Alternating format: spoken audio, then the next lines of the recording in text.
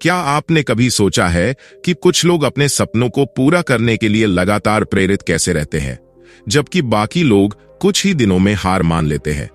Thibaut Maurice की किताब master your motivation इस सवाल का जवाब देती है और आपको सिखाती है कि अपनी अंदरूनी ताकत को पहचानकर अपने लक्ष्य तक कैसे पहुंचा जाए। दोस्तों, जिंदगी में सबसे बड़ी चुनौती होती है खुद को प्रेरित रखना। जब काम मुश्किल हो जाता है तो हम अक्सर खुद को नाकामयाब समझने लगते हैं। मास्टर योर मोटिवेशन किताब आपको वो सीक्रेट्स बताती है जो आपकी खुद की मोटिवेशन को पहचानने और बढ़ाने में मदद करेंगी। इस किताब में थिबॉट म्यूरिस ने सरल और प्रैक्टिकल तरीके बताए हैं जो न सिर्फ आपको मोटिवेटेड करेंगे बल्कि लंबे समय तक उस इंस्पिरेशन को बनाए रखने में भी मदद करेंगे।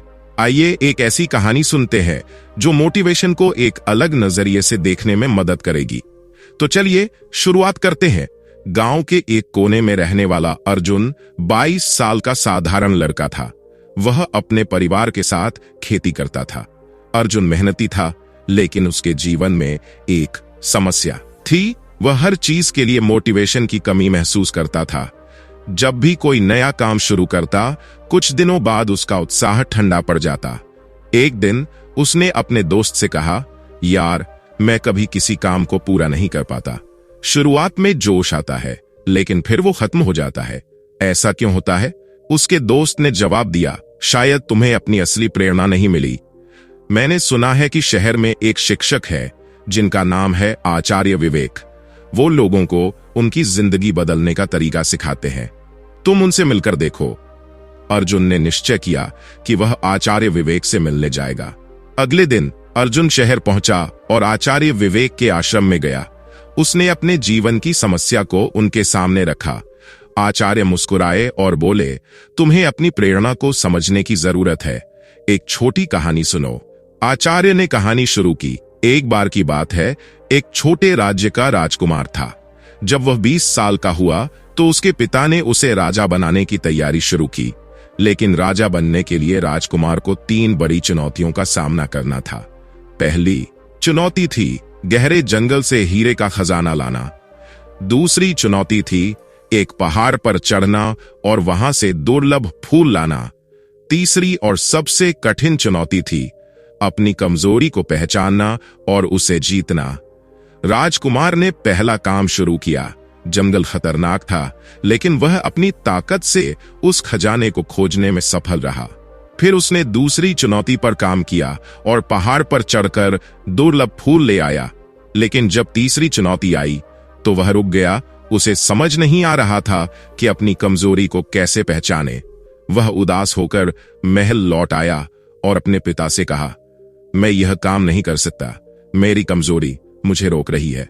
तब उसके पिता ने जवाब दिया, तुम्हारी कमजोरी यह है कि तुम हर बार खुद को कम आंकते हो।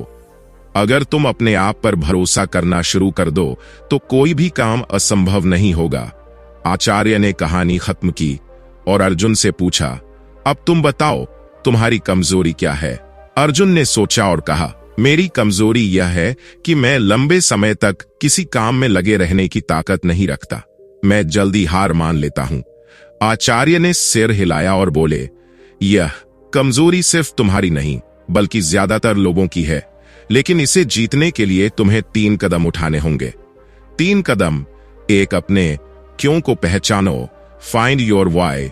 आचार्य ने अर्जुन से कहा, तुम जो भी करना चाहते हो, पहले यह सोचो कि तुम्हें क्यों करना है। अगर तुम्हारा क्यों मजबूत होगा तो तुम कभी हार नहीं मानोगे। अर्जुन ने याद किया कि उसने पढ़ाई क्यों छोड़ी थी। वह अपने परिवार की आर्थिक स्थिति सुधारना चाहता था। यह सोचते ही उसके अंदर एक नई ऊर्जा आई। 2, प्रगति पर ध्यान दो, फोकस ऑन प्रोग्रेस। हर दिन थोड़ा थोड़ा काम करो। तुम पहाड़ पर चढ़ने की सोच रहे हो, लेकिन कदम कदम पर ध्यान नहीं दे रहे। अगर हर दिन थोड़ा थोड़ा काम करोगे तो बड़ी मंजिल भी आसान लगने लगेगी। अर्जुन ने इसे समझा और निश्चय किया कि वह छोटे लक्ष्य बनाएगा और उन्हें एक एक कर पूरा करेगा। 3, अपना नजरिया बदलो। जब भी किसी काम में मुश्किल आए, उसे एक खेल की तरह लो। हर चुनौती तुम्हें मजबूत बना रही है। तुम्हारी असफलता केवल सीखने का एक मौका है। अर्जुन ने इसे अपनी जिंदगी में लागू करने का फैसला किया। आचार्य विवेक के इन 3 मंत्रों ने अर्जुन के जीवन को बदल दिया। उसने सबसे पहले एक प्लान बनाया कि वह अपनी खेती को कैसे बेहतर बनाएगा। हर दिन उसने छोटे कदम उठाए, नए तकनीकों को सीखना, मेहनत करना और अपने परिवार के साथ विचार विमर्श करना। कुछ महीनों में उसकी मेहनत का असर दिखने लगा। उसकी फसलें बेहतर होने लगीं और वह आत्मविश्वास से भर गया। अर्जुन ने एक और बात सीखी, मोटिवेशन बाहर से नहीं आती, यह अंदर से पैदा होती है। जब उसने अपने लक्ष्य को समझा और उसे छोटे छोटे हिस्सों में बांटा तो उसे प्रेरणा मिलती गई। कुछ सालों बाद अर्जुन ने न केवल अपनी खेती में सफलता पाई बल्कि एक प्रेरणादायक वक्ता बन गया।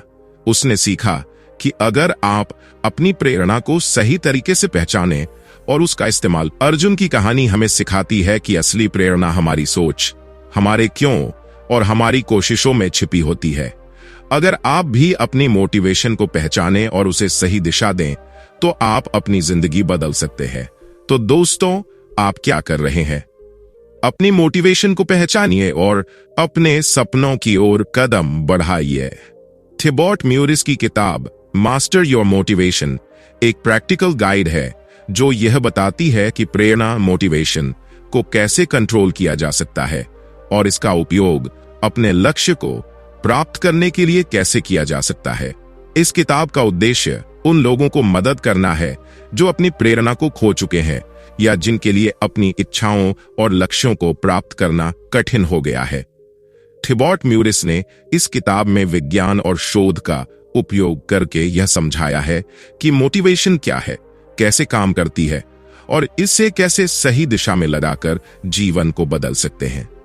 भाग 1, मोटिवेशन क्या है? मोटिवेशन सिर्फ एक इमोशनल अराउजल नहीं है, यह एक गहरी भीतर से उत्पन्न होने वाली शक्ति है जो हमें हमारे कार्यों के लिए प्रेरित करती है। क्या आपने कभी सोचा है कि जब हम प्रेरित होते हैं तो हम क्यों उस लक्ष्य की ओर बढ़ते रहते हैं, चाहे रास्ता कितना भी कठिन क्यों ना हो? थिबॉट म्यूरिस के अनुसार प्रेरणा का मतलब यह नहीं है कि हम हमेशा खुश और उत्साहित रहें, बल्कि यह है कि हम अपने लक्ष्यों की ओर स्थिर कदम बढ़ाते रहें, भले ही मुश्किलें आ रही हों। किताब में यह भी बताया गया है कि मोटिवेशन का रीजनरेशन और डाउनफॉल केवल मानसिक स्थिति पर निर्भर नहीं करता, फिजिकल और इमोशनल फैक्टर्स भी महत्वपूर्ण होते हैं। कभी कभी हमारी शारीरिक थकावट या मानसिक तनाव हमें प्रेरित होने से रोक सकता है।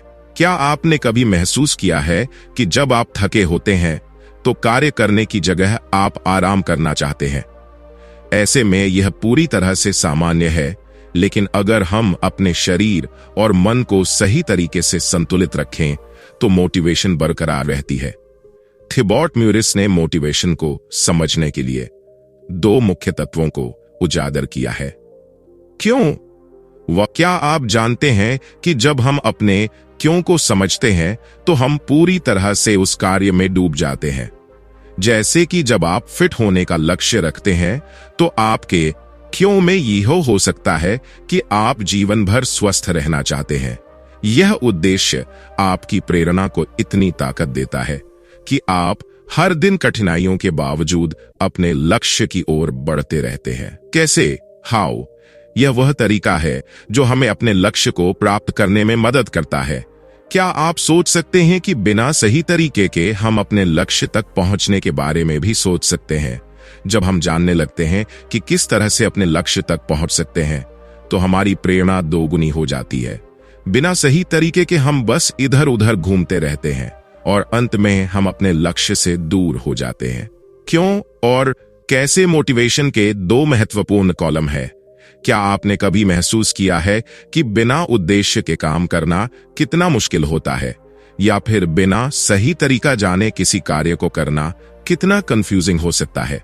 यदि इनमें से कोई भी घटक सही नहीं हो तो प्रेरणा पूरी तरह से गिर सकती है। तो क्या आप तैयार हैं अपने क्यों और कैसे को सही से जानने और समझने के लिए? जब हम अपने उद्देश्य को जानते हैं और उसे सही तरीके से लागू करते हैं तो हमारी प्रेरणा स्थिर और मजबूत रहती है। इस तरह से हम अपने लक्ष्यों तक पहुंचने के लिए तैयार रहते हैं। भाग 2, मोटिवेशन के अंदरूनी और बाहरी कारक। यह दोनों प्रकार के कारक हमारी मोटिवेशन की दिशा और स्थिरता को प्रभावित करते हैं। बाहरी कारणों में पुरस्कार प्राप्ति की उम्मीद और दूसरों का प्रोत्साहन शामिल होते हैं। वहीं अंदरूनी कारण व्यक्ति की व्यक्तिगत प्रायोरिटीज, वैल्यूज और ऑब्जेक्टिव से संबंधित होते हैं। क्या आपने कभी महसूस किया है कि जब हम बाहरी पुरस्कारों की उम्मीद करते हैं तो मोटिवेशन कितनी अस्थिर हो सकती है? बाहरी कारण मोटिवेशन को प्रभावित करने के लिए सबसे सामान्य तरीके होते हैं। उदाहरण के तौर पर एक छात्र को अच्छे ग्रेड मिलने पर पुरस्कार मिल सकता है, या एक कर्मचारी को अच्छा प्रदर्शन करने पर बोनस। या क्या आप यह नहीं मानते कि जब हम बाहरी कारणों से प्रेरित होते हैं तो हम सिर्फ पुरस्कारों के लिए ही काम करते हैं? बाहरी कारकों की उम्मीद हमें थोड़ी देर के लिए प्रेरित रख सकती है, लेकिन क्या होगा जब वह पुरस्कार हमें न मिले? क्या तब भी हमारी मोटिवेशन बनी रहेगी? लेकिन यह पूरी तरह से अस्थिर हो सकता है यदि किसी व्यक्ति को प्रमोशन नहीं मिलता या उसे बाहरी पुरस्कारों का कोई लाभ नहीं, तो क्या उसकी मोटिवेशन नहीं टूट जाएगी? क्या कभी ऐसा हुआ है कि आपको किसी बाहरी पुरस्कार की उम्मीद थी लेकिन वह आपको नहीं मिला? इस प्रकार की मोटिवेशन उतनी स्थिर नहीं रहती क्योंकि बाहरी परिस्थितियां बदल सकती हैं। अब जब हम अंदरूनी कारणों की बात करते हैं तो यह पूरी तरह से अलग कहानी है। क्या आप जानते हैं कि जब हम अपनी मोटिवेशन को अपने भीतर से, अपने उद्देश्य और मूल्यों से जोड़ते हैं तो यह स्थिर और मजबूत रहती है। अगर किसी व्यक्ति का उद्देश्य समाज सेवा करना है तो क्या आप समझते हैं कि वह केवल पुरस्कार के लिए काम करेगा? बिल्कुल नहीं। ऐसे लोग अपने काम को सच्चे दिल से करते हैं क्योंकि उनका मोटिवेशन का सोर्स उनके इनसाइट से निकलता है। यह मोटिवेशन क्या कभी कमजोर होती है? नहीं, क्योंकि यह किसी बाहरी पुरस्कार से नहीं बल्कि उनके गहरे उद्देश्य से जुड़ी होती है। क्या आप यह मानते हैं कि बाहरी प्रेरणा पूरी तरह से नकारात्मक है? क्या आपने कभी महसूस किया है कि बाहरी पुरस्कार से प्रेरित होना एक शुरुआत हो सकता है? बिल्कुल, कभी कभी बाहरी मोटिवेशन हमें शुरुआत करने का धक्का देती है। क्या आप जानते हैं कि जब हम बाहरी मोटिवेशन से शुरुआत करते हैं तो हम धीरे धीरे अपनी प्रेरणा को अंदरूनी कारणों से जोड़ सकते हैं? क्या यह अविश्वसनीय नहीं है? यही कारण है कि ऑथर ने बाहरी और अंदरूनी मोटिवेशन का संतुलन बनाए रखने की बात की है। क्या आप नहीं सोचते कि बाहरी पुरस्कार और अंदरूनी उद्देश्य का संयोजन सबसे अच्छा होता है? यह हमें प्रेरित करता है और हमें किसी भी कठिनाई का सामना करने की ताकत देता है। तो क्या आप मानते हैं कि हमारी मोटिवेशन जब बाहरी कारकों से जुड़ी होती है तो वह अस्थिर हो सकती है? क्या आप जानते हैं कि जब हम अपनी मोटिवेशन को अंदरूनी कारणों से जोड़ते हैं तो हम स्थिर रहते हैं? ये समझना बेहद महत्वपूर्ण है कि बाहरी कारणों के अलावा हमें अपने उद्देश्य और मूल्यों से जुड़ना चाहिए ताकि हमारी प्रेरणा मजबूत और रहे। क्या आप तैयार हैं अपनी मोटिवेशन को अंदरूनी कारणों से जोड़ने के लिए? भाग 3, प्रेरणा को समझने के लिए 3 RS का उपयोग। ऑथर ने अपनी पुस्तक मास्टर योर मोटिवेशन में इंस्पिरेशन को बढ़ाने और उसे बनाए रखने के लिए 3 मुख्य सिद्धांतों का उल्लेख किया है, जिन्हें उन्होंने 3 मुख्य सिद्धांतों का उल्लेख किया है: रिजल्ट, परिणाम और रीइंफोर्समेंट। इन सिद्धांतों से हम समझ सकते हैं कि कैसे हम अपनी इंस्पिरेशन को स्थिर और सशक्त बना सकते हैं। एक कारण, रीजन, कारण का महत्व समझना सबसे पहले और सबसे महत्वपूर्ण कदम है। जब हम यह समझते हैं कि हम किस लिए काम कर रहे हैं तो वह कार्य हमारे लिए न केवल महत्वपूर्ण बन जाता है बल्कि वह हमारी पूरी ऊर्जा को दिशा भी देता है। क्या आप मानते हैं कि जब किसी व्यक्ति का उद्देश्य स्पष्ट होता है तो उसकी प्रेरणा की शक्ति कई गुना बढ़ जाती है? यही वह कारण है जो किसी भी कठिनाई के बावजूद हमें आगे बढ़ने के लिए प्रेरित करता है।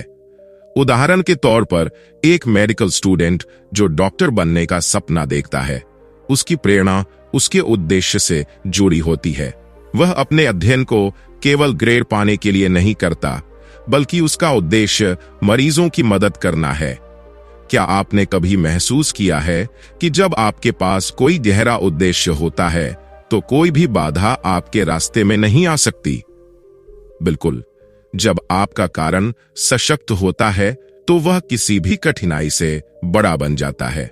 2 परिणाम, रिजल्ट। क्या आप समझते हैं कि यदि आप जानते हैं कि आपके प्रयास का परिणाम क्या होगा, तो आप उस दिशा में मेहनत करने के लिए और भी प्रेरित होंगे। परिणाम का स्पष्ट होना आपके कार्यों को सही दिशा में सेट करता है। मान लीजिए, अगर आप अपने फिटनेस गोल को पाने के लिए मेहनत कर रहे हैं और आपको पता है कि कुछ महीनों में आपका शरीर कैसे बदलेगा, क्या आपको लगता है कि आप अपनी दिनचर्या को और कठिन बना देंगे? बिल्कुल, जैसे ही आप परिणाम को स्पष्ट रूप से देख पाते हैं, आपकी प्रेरणा भी बढ़ जाती है। क्या आपने कभी किसी लक्ष्य के लिए संघर्ष किया और जब अंत में आपको उसका परिणाम मिला तो आपकी खुशी का ठिकाना नहीं रहा? क्या वह पल प्रेरणा को पुनः सक्रिय करने का सबसे बड़ा तरीका नहीं है? 3. सुदृढ़ीकरण, रीइंफोर्समेंट। सुदृढ़ीकरण प्रेरणा का तीसरा और शायद सबसे महत्वपूर्ण तत्व है। क्या आपने कभी महसूस किया है कि जब आप अपनी छोटी छोटी जीतों का जश्न मनाते हैं तो क्या वह आपको और अधिक मेहनत करने के लिए प्रेरित नहीं करता? यह प्रक्रिया हमें हमारी मेहनत की सराहना करने और उसे महत्व देने में मदद करती है। जैसे मान लीजिए, आप किसी नई भाषा को सीख रहे हैं। जब आप नए शब्द सीखते हैं तो क्या आपको लगता है कि आप इसे मनाएं? क्या इससे आपकी उत्साह और प्रेरणा बढ़ती नहीं है? बिल्कुल, छोटी छोटी जीतों का उत्सव मनाना हमें यह एहसास दिलाता है कि हम सही दिशा में हैं और हमारी मेहनत व्यर्थ नहीं जा रही। क्या आपको नहीं लगता कि बिना किसी सराहना के किसी भी कार्य को करना नीरस हो सकता है? 3 RS का उपयोग कैसे करें? अब इन 3 RS को अपनी प्रेरणा को स्थिर और सशक्त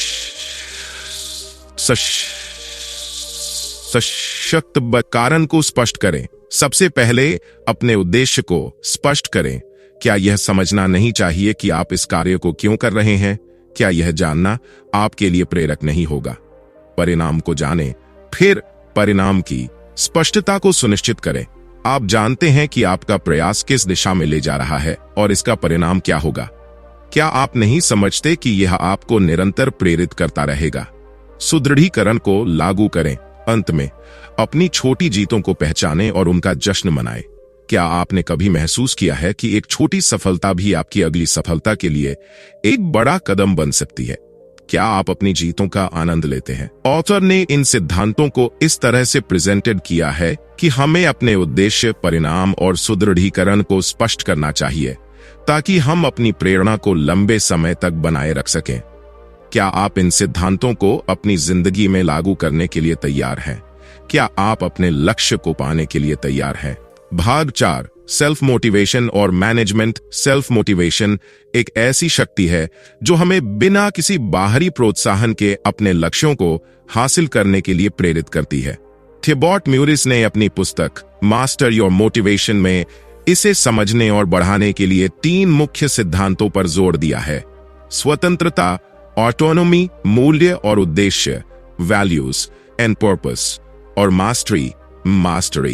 जब हम इन तीनों तत्वों को अपने जीवन में लागू करते हैं तो हमारी सेल्फ मोटिवेशन मजबूत होती है और हम अपने लक्ष्य के प्रति एक स्वतंत्रता, ऑटोनोमी। स्वतंत्रता वह तत्व है जो हमें अपने कार्यों पर नियंत्रण महसूस कराता है। जब हम यह महसूस करते हैं कि हम अपने निर्णय खुद ले रहे हैं और हमारे पास अपने कार्यों को नियंत्रित करने की शक्ति है, तो हमारी प्रेरणा भी बढ़ जाती है। जब हम अपनी पसंद के अनुसार काम करते हैं और हमें बाहरी निर्देशों की जरूरत नहीं होती, तो हमें आत्म प्रेरणा मिलती है। उदाहरण के लिए, एक लेखक अगर अपने हिसाब से किताब लिखता है तो वह अधिक प्रेरित होता है। यदि उसे हर कदम पर किसी और से दिशा निर्देश मिलते हैं तो उसकी रचनात्मकता और प्रेरणा प्रभावित हो सकती है। यही कारण है कि कार्यों में स्वतंत्रता हमें अपनी पूरी क्षमता से काम करने के लिए प्रेरित करती है। मान लीजिए किसी कर्मचारी को अपने काम के तरीकों को चुनने की स्वतंत्रता मिलती है तो वह न केवल अधिक प्रेरित होता है बल्कि अपनी नौकरी में भी अधिक संतुष्ट रह। इस स्वतंत्रता से उसे यह एहसास होता है कि वह खुद अपनी गति और दिशा को तय कर सकता है। 2. मूल्य और उद्देश्य, वैल्यूज एंड पर्पस। जब हमारा काम हमारे मूल्यों और जीवन के उद्देश्य के अनुरूप होता है तो हम उसे पूरी ऊर्जा और समर्पण के साथ करते हैं। क्या आपने कभी महसूस किया है कि जब आपका काम आपके जीवन के उद्देश्य से जुड़ा होता है तो कोई भी कठिनाई आपको परेशान नहीं करती? यही है उद्देश्य और मूल्य की शक्ति। उदाहरण के तौर पर एक शिक्षक जो बच्चों को पढ़ाता है, उसका उद्देश्य केवल पैसा कमाना नहीं होता, बल्कि वह समाज में सकारात्मक बदलाव लाने का कार्य कर रहा होता है। जब शिक्षक को यह महसूस होता है कि वह किसी बच्चे के भविष्य को आकार दे रहा है, तो उसकी प्रेरणा कई गुना बढ़ जाती है। अगर किसी व्यक्ति का कार्य उसके व्यक्तिगत मूल्यों से मेल खाता है, जैसे कि अगर किसी की प्राथमिकता लोगों की मदद करना है, तो वह किसी भी कठिन काम को खुशी से करता है। यही आत्म प्रेरणा का असली रूप है, जब हम अपने उद्देश्य को पहचानते हैं और उसी दिशा में काम करते हैं। 3. मास्टरी। मास्टरी का मतलब है किसी कार्य में दक्षता हासिल करना। जब हम किसी कार्य में माहिर होते हैं तो हमें उसे करने में अधिक आत्मविश्वास महसूस होता है। यह सेल्फ मोटिवेशन का एक महत्वपूर्ण पहलू है, क्योंकि जब हम अपने कौशल को बढ़ाते हैं तो हम अपने आप को और अधिक चुनौतीपूर्ण कार्यों को करने के लिए प्रेरित करते हैं। उदाहरण के तौर पर एक खेल खिलाड़ी जो अपनी तकनीक में माहिर होता है, उसे हर दिन अभ्यास करने में उतना कठिनाई महसूस नहीं होती, क्योंकि वह जानता है कि वह इस खेल में बहुत अच्छा है। अभ्यास के दौरान वह खुद को और अधिक सुधारने की चुनौती देता है। क्या आपको लगता है कि कोई भी खिलाड़ी या पेशेवर अपनी विशेषज्ञता को बढ़ाए बिना प्रेरित रह सकता है? बिल्कुल नहीं। मास्टरी हमें यह एहसास दिलाता है कि हम अपने कार्य में बेहतर होते जा रहे हैं, और यही आत्म प्रेरणा को बनाए रखने में मदद करता है। सेल्फ मोटिवेशन को बढ़ाने के लिए इन सिद्धांतों को कैसे लागू करें? अपने कार्यों को नियंत्रण में रखें और जितना हो सके निर्णयों को खुद लें। क्या आपको नहीं लगता कि जब आप अपने कार्यों में स्वतंत्र होते हैं तो आपकी प्रेरणा स्वाभाविक रूप से बढ़ जाती है? अपने कार्यों को अपने व्यक्तिगत मूल्यों और उद्देश्य से जोड़ें। जब आप अपने काम में यह महसूस करते हैं कि यह आपके जीवन के उद्देश्य के अनुरूप है, तो प्रेरणा खुद ब भरने लगती है। क्या आपने कभी महसूस किया है कि जब आपका कार्य आपके उद्देश्य से जुड़ा होता है तो वह आपके लिए मायने रखता है? अपने कौशल में सुधार लाएं और किसी कार्य में माहिर होने का लक्ष्य रखें। जब आप किसी कार्य में माहिर होते हैं तो आपको उसे करने में ज्यादा मेहनत नहीं करनी पड़ती। क्या आपने कभी खुद को किसी नए कौशल में निपुण होते हुए महसूस किया? क्या वह आपको प्रेरित नहीं करता? सेल्फ मोटिवेशन वह ताकत है जो हमें किसी भी बाहरी मोटिवेशन के बिना अपने लक्ष्यों को प्राप्त करने के लिए मजबूती से प्रेरित करती है। जब हम अपने कार्यों में स्वतंत्रता, उद्देश्य और मास्टरी को जोड़ते हैं तो हमारी प्रेरणा स्वाभाविक रूप से बढ़ती है। क्या आप अपनी आत्म प्रेरणा को पहचानने और उसे बढ़ाने के लिए तैयार हैं? क्या आप इन सिद्धांतों को अपनी जीवन शैली में लागू करेंगे? भाग 5, इंस्पिरेशन बनाए रखने के लिए रणनीतियां। कभी कभी इंस्पिरेशन में उतार चढ़ाव आना स्वाभाविक है, लेकिन अगर हम सही रणनीतियां अपनाएं तो हम अपनी इंस्पिरेशन को बनाए रख सकते हैं। थिबॉट म्यूरिस की किताब में कुछ बहुत ही प्रभावी रणनीतियां दी गई हैं, जिनसे हम अपनी प्रेरणा को स्थिर रख सकते हैं और अपने लक्ष्यों की ओर निरंतर बढ़ते रह सकते हैं। इन रणनीतियों का पालन करने से हम न केवल प्रेरित रह सकते हैं, बल्कि अपने कार्यों में अधिक उत्साह और ऊर्जा भी महसूस करेंगे। 1. लक्ष्य को छोटे हिस्सों में विभाजित करें। लक्ष्य को छोटे हिस्सों में बांटना एक बेहद प्रभावी तरीका है, जिससे हम अपनी प्रेरणा को बनाए रख सकते हैं। जब हमारा लक्ष्य बहुत बड़ा और जटिल होता है, तो हम उसे पूरा करने के बारे में सोचकर घबराते हैं। हमें यह लग सकता है कि हम कभी भी उसे पूरा नहीं कर पाएंगे। लेकिन अगर हम अपने बड़े लक्ष्य को छोटे छोटे हिस्सों में बांट लें, तो हर बार जब हम एक हिस्सा पूरा करेंगे, हमें सफलता का एहसास होगा, जो हमारी इंस्पिरेशन को बढ़ाता है। उदाहरण के तौर पर, अगर आप हैं तो उसे पूरे लेखन कार्य के रूप में देखने के बजाय उसे अध्याय दर अध्याय विभाजित करें। जब आप हर अध्याय को पूरा करेंगे तो आपको एक नई ऊर्जा मिलेगी और इससे आपकी इंस्पिरेशन लगातार बनी रहेगी।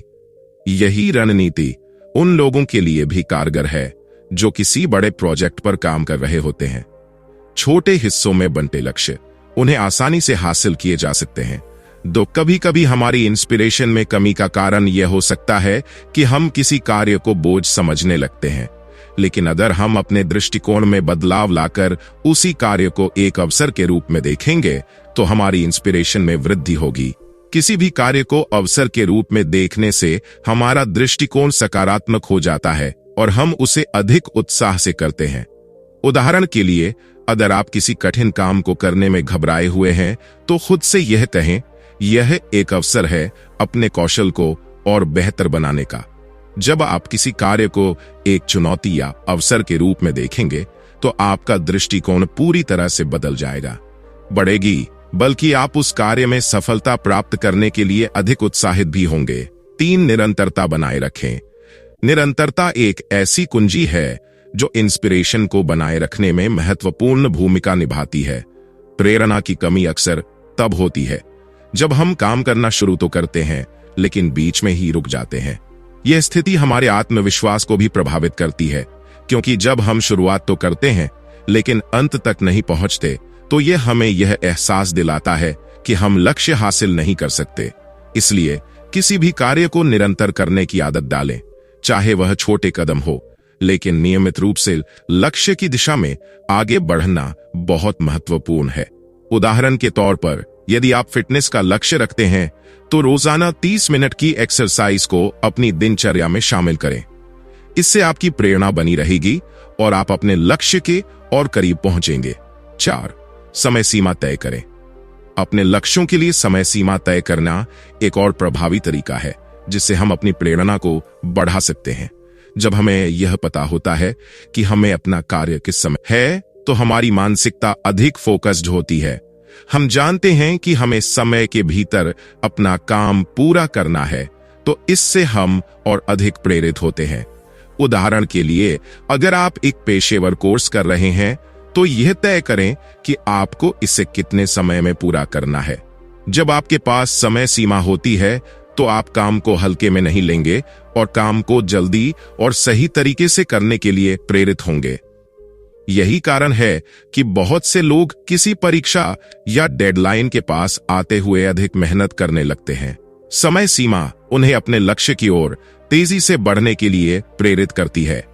भाग 6, फेलियर से सीखना और मोटिवेशन बनाए रखना।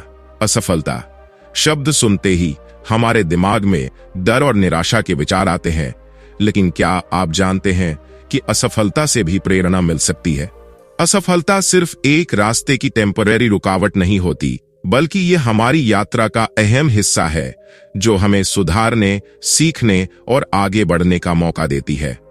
अक्सर हम जब किसी लक्ष्य को प्राप्त करने में विफल होते हैं तो हम खुद को दोषी महसूस करने लगते हैं और यह हमारे आत्मविश्वास को नुकसान पहुंचाता है। असफलता को सीखने के अवसर के रूप में देखना चाहिए, न कि किसी अंत के रूप में। असफलता से हम यह समझ सकते हैं कि कहां हमने गलतियां की हैं और अगली बार हम किस तरह से बेहतर कर सकते हैं। उदाहरण के लिए, अगर आप एक बिजनेस शुरू करते हैं और उसमें असफल हो जाते हैं तो यह जरूरी नहीं कि इसका मतलब यह हो कि आप कभी सफल नहीं हो सकते। आप यह देख सकते हैं कि आपने किन क्षेत्रों में गलतियां की है। क्या आपने पर्याप्त रिसर्च की थी? क्या आपके मार्केटिंग रणनीतियां प्रभावी थीं? और क्या आपने सही लक्षित दर्शकों को पहचाना था? ये सभी कारक आपको अगले प्रयास में बेहतर दिशा प्रदान करेंगे। असफलता से मोटिवेशन कैसे प्राप्त करें? जब आप असफल होते हैं तो खुद से सवाल करें, क्या मैंने कुछ गलत किया? क्या मैं कुछ और बेहतर कर सकता था? जब आप अपनी गलतियों को पहचानते हैं तो यह आपको सुधारने की दिशा में प्रेरित करता है। उदाहरण के तौर पर, अगर आपने कोई महत्वपूर्ण प्रेजेंटेशन किया और उसमें कुछ गलत हो गया तो यह न सोचें कि आपने सब कुछ खो दिया, बल्कि यह सोचें कि अगली बार आप अपनी प्रेजेंटेशन को कैसे और बेहतर बना सकते हैं। असफलता एक परमानेंट स्थिति नहीं है, यह एक टेम्पररी अवस्था है जो आपकी यात्रा का हिस्सा है। यह आपको उस दिशा में संकेत देती है कि आपको क्या सुधारने की आवश्यकता है।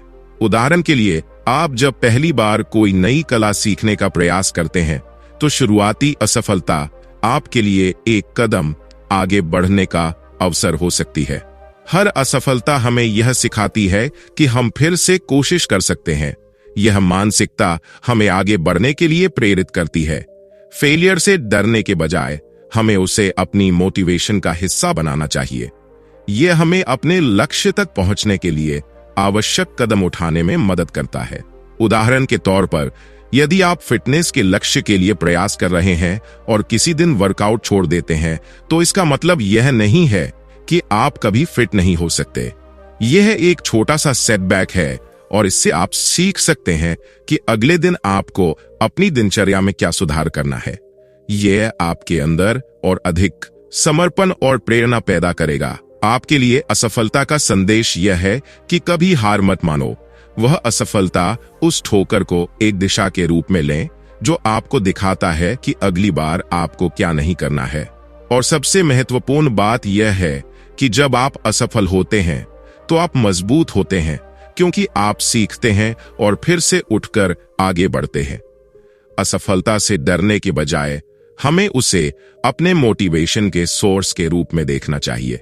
जैसा कि थिबॉट म्यूरिस कहते हैं, असफलता अंत नहीं बल्कि एक सीखने का अवसर है।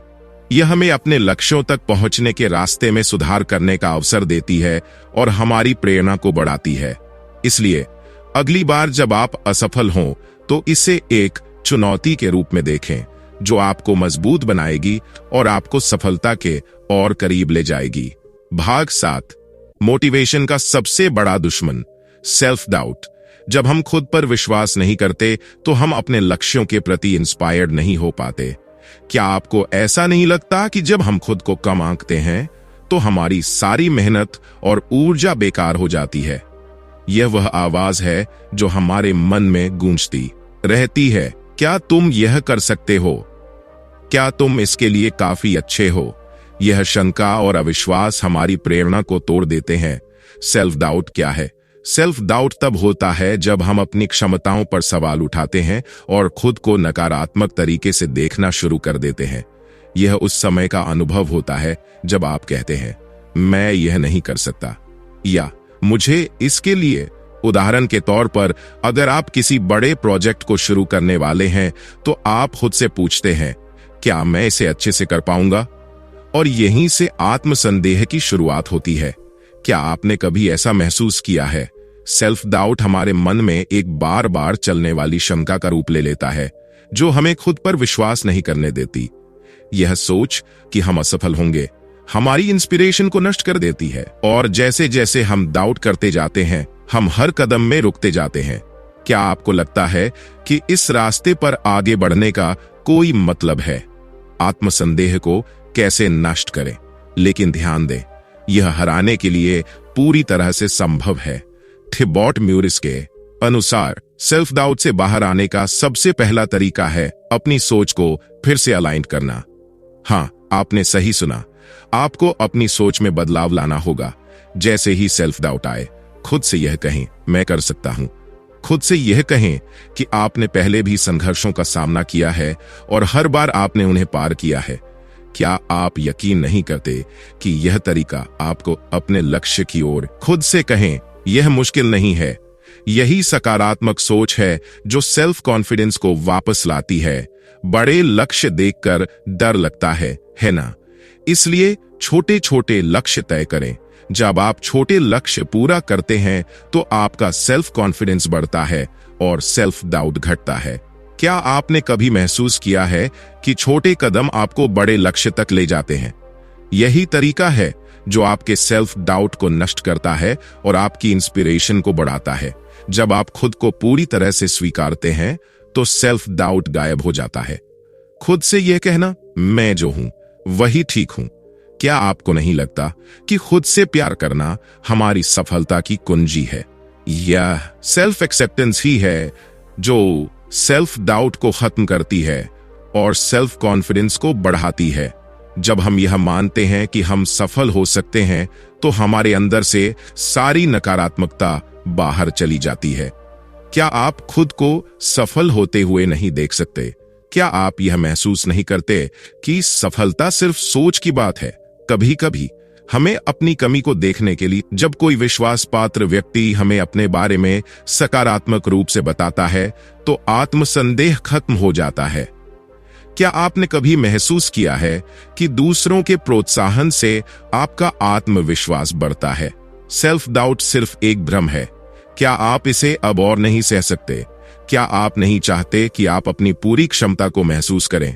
सेल्फ डाउट को हराना आसान नहीं है, लेकिन इसे हराने के लिए आपको खुद से प्यार करना होगा, अपने लक्ष्य को छोटा करना होगा और सफलता की सोच अपनानी होगी।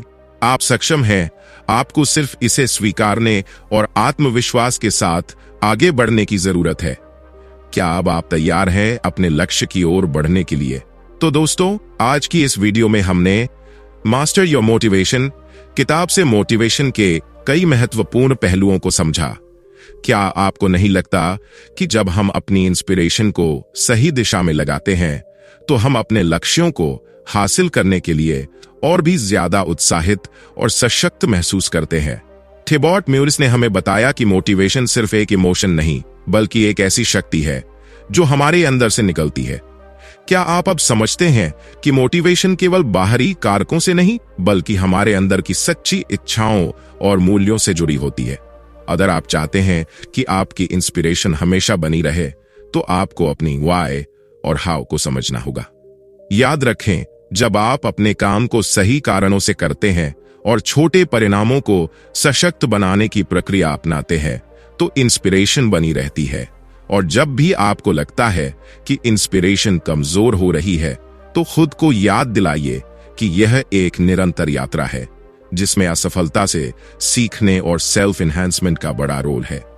जब आप सेल्फ रिस्ट्रेंट और सेल्फ कॉन्फिडेंस, आपकी इंस्पिरेशन और भी मजबूत होती जाती है। तो अगर आपको हमारी वीडियो पसंद आई हो तो इसे लाइक और सब्सक्राइब करना ना भूलें। और अगर आपके पास कोई सवाल है या आप इस विषय पर और जानकारी चाहते हैं तो हमें कमेंट्स में बताएं। हम जल्द ही आपके लिए और भी इंस्पिरेशनल और एनलाइटनिंग वीडियो लेकर आएंगे।